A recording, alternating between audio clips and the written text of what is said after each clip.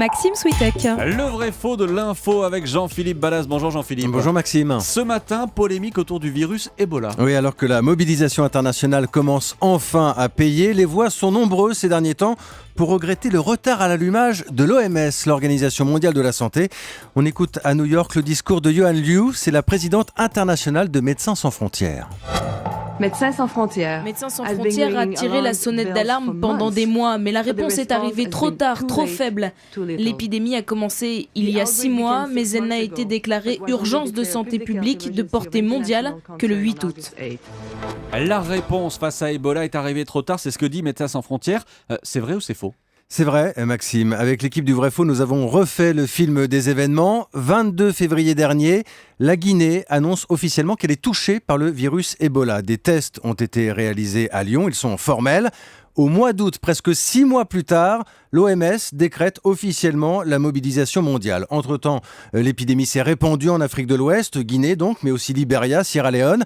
Et ce qui est frappant, Maxime, quand on regarde les communiqués de l'époque, c'est qu'à chaque fois ou presque, l'Organisation mondiale constate l'avancée du virus avec un temps de retard quasi systématique sur Médecins sans frontières. Et comment on l'explique ? Alors déjà, il y a un problème de coordination manifeste avec le bureau africain de l'OMS. Dans un rapport, Médecins sans frontières décrit pourtant l'épidémie comme une tempête parfaite qui se rapprochait. Plusieurs lenteurs évoquées par le magazine américain Time, qui vient également de mener son enquête aux États-Unis.